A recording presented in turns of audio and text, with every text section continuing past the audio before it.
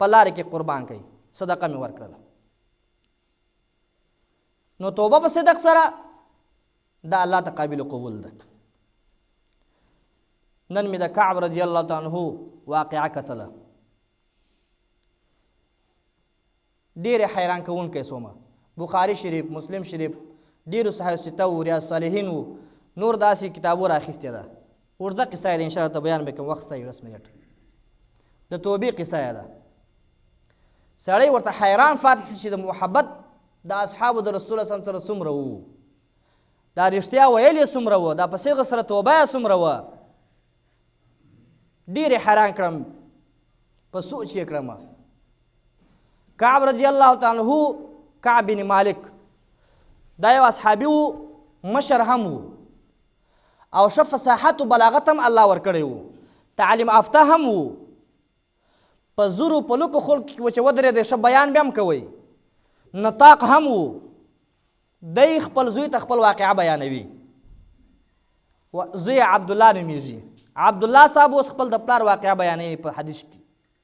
وایي ما پلار ما ته وویله، کعب رضی الله تعالی عنه، کعب بن مالک رضی الله تعالی عنه، وایي ما ته خپل واقعه بیان کړله چې زه د رسول الله صلی الله علیه وسلم سره په هره غذا کې شریک وم، په هر جنگ کې به زه ورسره شریک وم، خو غیر د تبوک د جنگ نه زه پاته سوم، یو د جنگ بدر نه زه پاته سوم. جنگ بدر خو ځکه پاته سوم چې جنگ بدر چې و دا چې کله پیښېدی وای د جنگ د جهاد دپاره اصحاب ورونه وتله، بلکې د دې دپاره چې هغه د دې دپاره وتل چې کفار هغه چې کوم د دوی قافله وه، د تجارت قافله وه، د هغو دپاره وتلي وه چې هغه معلومات واخلي. د جنگ و د جهاد د ارادې لپاره نه ووتلي، خو اچانک الله دوی د ابو جهل سره برابر کړ، په بدر کې جنگ پیښ سو. په دې کې چې کوم اصحاب په جنگ بدر کې پاته سوله، الله د هغوی باره کې هېڅ ونه ویله. خو لیکن دا کعب وایي صرف د تبوک په جنگ کې، د تبوک په جنگ کې زه پاته سوم. هغه پاتې کېدل وایي دا رقم وه. خپل قصه کوي، وایي رسول الله صلی الله علیه وسلم اعلان وکړي چې تبوک ته به ځو، د تبوک جنگ ته به ځو، او د رسول الله صلی الله علیه وسلم به دا د جنگ د جهاد دا قانون و چې په کوم ځای باندې به حمله کول، په کوم دشمن باندې به حمله کول، هغه ځای به نه شوی، بل ځای به ورته وشوی. بالفرضه یو څوک په انډیا باندې حمله مسلمان کوي او بیا خپل سپهسالارو ته، خپل مجاهدینو قمندان ته ووایي چې په بل ځای باندې حمله کوو. ولې ځکه جهاد خداع ده. رسول الله صلی الله علیه وسلم فرمایي چلو چلبازي به کوي په جهاد کې، نو دې لپاره چې دشمن خبر نسی بل ځای به ورته وشوی. خو لیکن په تبوک کې کعب رضی الله تعالی عنه فرمایي چې په تبوک کې رسول الله صلی الله علیه وسلم خپل اصحابو ته وویل، خپل ځای ور وښوی چې په تبوک ته به ځو، هلته به جهاد کوو. ولې ځکه لار مزل ډیر و، سفر وږ و او ګرمي هم وه، نو د دې وجې رسول الله صلی الله علیه وسلم خپل اصحابو ته پوره معلومات ورکړي چې ښه تیاری ونیساس. کعب رضی الله تعالی عنه فرمایي چې په دغه وخت کې چې رسول الله صلی الله علیه وسلم دا اعلان وکړي چې تبوک ته به ځو، دا وخت کې وایي موسم هم ډېر برابر و، میوې هم خوږې وې او باغونه هم شنه وه، یعنې سپرلی غوندې و، ښه تر و تازه. نو ما ډېر محبت و دغه باغ و، د دغه میوو دغو شیانو سره مې ډېر محبت و. تیاری شروع سو، د تبوک تیاری شروع سو، هر اصحابي خپل تیاری کوي. کعب رضی الله عنه فرمایي چې په زندګۍ کې ما ته الله 2 سواري نه وې راکړي غیر د دغه وخت نه چې کوم دا کیسه پیښېږي، یعنې ښه پیسهداره هم وم، 2 سواري هم را سره وې، او ما وویل چې زه به ځم تبوک ته به ځم ورسره. خو لیکن نور داسې تیاری مې نه کوئ چې ځان ته مې دلګۍ انتخاب کړی وای چې په دغه دلګۍ کې به ځم، ملګري مې انتخاب کړی وای چې دغه ملګرو سره به ځم. دا انتخاب و سواري و دا شی مې نه و انتخاب کړی، خو اراده مې وه.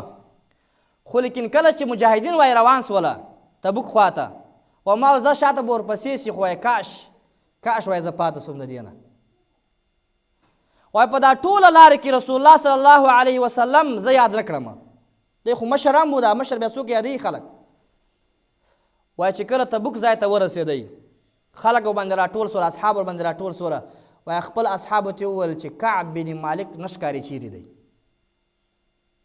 وایي هغه ورته وویله، رسول الله صلی الله علیه وسلم ته اصحابو وویل چې هغه په مدینې منورې کې پاته سو. د بنو سلمه یو سړی وای راپورته سو ورته ویل یا رسول الله صلی الله علیه وسلم کعب بن مالک هغه بل شی نه دی پاته کړی مګر تکبر او پیسې و جایداد پاته کوي د جنګ نه. په دغه وخت کې معاذ بن جبل رضی الله تعالی عنه راپورته سو. په دغه وخت کې هغه بنو سلمه یو سړي ته وویل چې دا غلط صحیح خبر دی ونه کړ، غلطه خبر دی وکړله. والله الله دې زما قسم وي هغه سړي ته وویله چې د کعب بن مالک د هغه په ځان کې د هغه بدن کې موږ بغیر د خیر د صداقت نه شی نه وینم.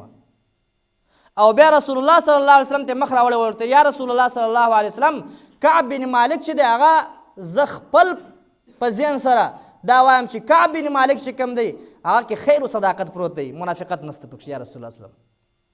داسې نه چې دا خبره د خولې نه وځي چې دا منافق سو، ځکه هغه ټیم کې به څوک جهاد ته نه وتی هغه منافقینو کې شمارېدی، غیر د هغه خلکو نه چې هغه معذوره به وو. کم معذور خلق وه سپین ږیري بوډاګان یا معذوره و هغه به نه تله، نور ځوانان به چې ولاړل هغه منافقینو کې شمارېدله. نو رسول الله صلی الله علیه وسلم چوپ پاتې سو دغسې، نه د بنو سلمه سړي ته څه جواب ورکوي نه معاذ بن جبل ته څه جواب ورکوي. خو لیکن د غره لمن کې یو څوک یو سپین کالی ښکاره سو چې ښکاره سو چې ویې کتله داسې یو سپین ښکاری و.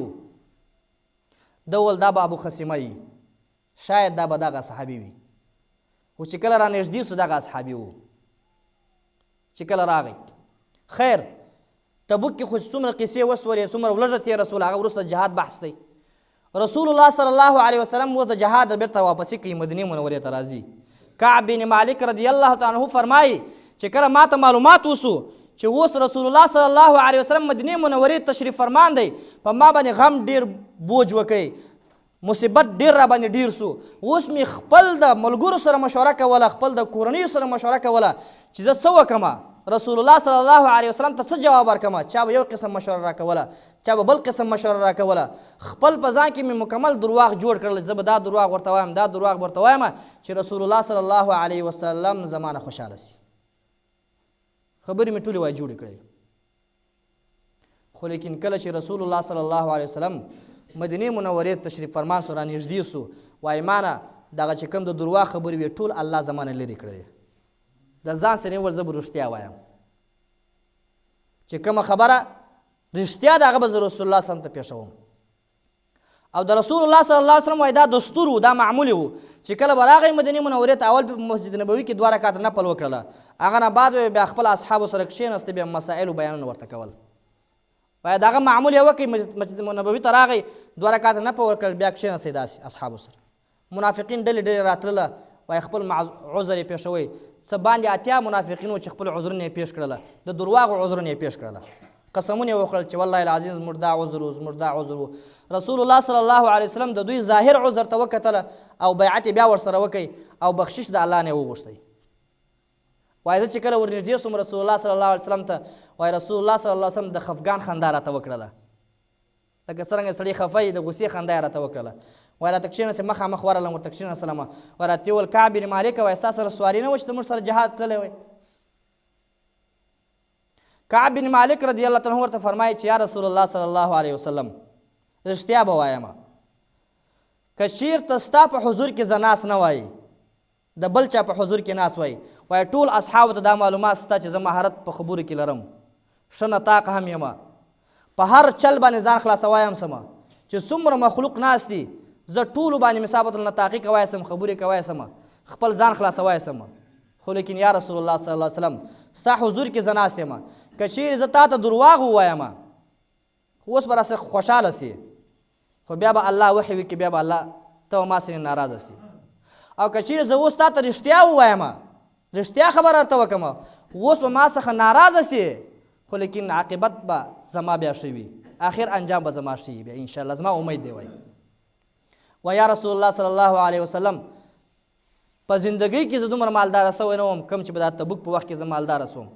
2 سواري هم را سره وې، خپل واقعه ورته پیش کړله، خو ما ول زم به خو کاش کې پاته سوم یا رسول الله صلی الله علیه وسلم. رسول الله صلی الله علیه وسلم اصحابو ته وویل چې ده خو رښتیا وویله، خو لیکن کعب بن مالک ته وویل چې اوس ولاړ شه کور ته، ستا توبه زه ستا په توبې کې څه نه سم ویلی تر څو پورې چې الله طرف وحی راځي، چې الله څه وویل هغسې به کېږي، ولاړ شه. کعب بن مالک رضی الله تعالی عنہ کور ته راځي. رسول الله صلی الله علیه وسلم مدینه منورې ټولو اصحابو ته وویله چې دو سره خبرې بندې کړي. کعب بن مالک رضی الله تعالی عنہ خبرې ورسره بندې شولې. خو د بنو سلمه څه خلک راغله ورته ویل چې منافقینو څنګه عذرونه پیش کړل، تا به م عذر ورته پیش کړی وای، خو ډېرې داسې تنګ کړم وای چې ما بیا دا اراده وکړل چې ورسه ورته ووایه چې ما کومه خبره درته کړې یا رسول الله صلی الله علیه وسلم هغه غلطه ده، اصل خبره دغه د عذر ورته پیښوم. خو بیا مې وویل چې زما په شان چا دا خبرې کړي دي، رښتیا ویلي دي؟ هغه اصحاب راته وویل چې و دوه کسان نور هم دي، یو بلال بن امیه رضی الله تعالی عنه دی، یو مراره رضی الله تعالی عنه دی. دا دوه اصحاب چې کوم دي دو هم ستا په شان داسې خبرې کړي دي. کعب بن مالک چې وایي ما دا خبره واورېدله، وایي ما نور سکون راته میلاو سو چې زه دا جلیل القدر اصحاب هم د دې جنګ نه پاته سوي دي. هغه اصحاب چې په بدر کې د جنګ بدر کې شراکت کړی وو، وایي هغه هم داسې پاته سوي دي. بیرته مې وایي دا سکون راته میلاو سو او بیرته مې خپل د ځان سره وویل چې کوم رښتیا خبرې دې کړې د رسول الله صلی الله علیه وسلم در هغسې یې پرېږده. وایي داسې خو خبرې بندې سولې، خبرې بندې سولې.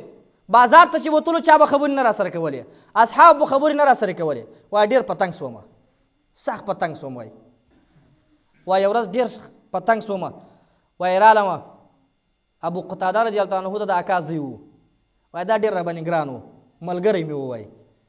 وایي دی په باغ کې و، په دیوال ور واوښتلم. وایي چې ور واوښتلم ما ورته ویل السلام علیکم ورحمة الله وبرکاتو. کعب بن مالک وایي چې په الله دې مې قسم وي د سلام جواب یې لا رانه کوي. وایي بیا ما ورته وویل چې ای ابو قتاده، ای ابو قتاده، وایي زما په ستا په ذهن کې ستا په نظر کې زما څه حال دی چې آیا زما د الله او د الله رسول سره محبت نشته؟ وایي جواب یې رانه کوي. وایي بیا مې ورته وویل چې ای د اکا زویه، وایي ستا فکر څه فکر دی زما د الله او د الله رسول سره محبت نشته؟ وایي بیا جواب رانه کوي. درېم وار وایي بیا دا خبرې ورته وکړله. وایي صرف یې دا راته وویل چې الله اعلم، الله ښه پوهېږي، د الله رسول ښه پوهېږي چې تا به د الله او د الله رسول سره محبت شته که نه شته. نورې جواب یې رانه کوي. کعب بن مالک رضی الله عنه ورته فرمایي وایي ومې ژړل دلته، په ژړا سومه، ومې ژړل. وایي دغسې ځینې را روان سوم. وایي څنګه چې په دیوال وراوښتم په دیوال بېرته راواوښتلم، دغسې رالم. مدینې منورې بازار ته چې رالم، وایي چې یو سړی دی، وایي د شام د قبطیانو نه یو قبطي دی، وایي راغلی دی، زما پوښتنه کوي. وایي اصحابو اشاره ورته وکړه، نور خبرې خو نه کول، اشاره وکړه چې هغه کعب دی را روان دی. وایي چې راغی ما ته وویله د غسان باچا خط تا ته راغلی دا وګوره، دی خو مشر سړی و. وایي چې خط مې وکتی، خط کې راته کلي و اما بعد، هغه غسان باچا ورته لیکلي و اما بعد. وایي زه خبر سوی یم چې ستا ملګري ستا سره بې وفایي شروع کړې ده، زه خبر سوی یم چې ستا ملګري ستا سره ظلم کوي، ته د ذلت په ژوند کې نه یې پیدا، ته د عزت په ژوند کې پیدا یې. راسه زموږ باچاهي ته راسه، موږ به تا ته ښه عزت درکړو، ستا ته به ښه همدردي وکړو. کعب بن مالک وایي دا خط چې ما وکتی، وایي ما ویل دا یې بل امتحان چې د کفارو امید ما سنې پیدا سو چې دا راسه کافر سه. وایي دا بل امتحان. وایي دا خط مې راواخیست، تنور بل و، تنور ته مې واچوی. 40 شپې وایي دغسې په حال ما باندې را روان و چې چا خبرې نه راسره کولې. 40 شپې چې پوره سولې. وایي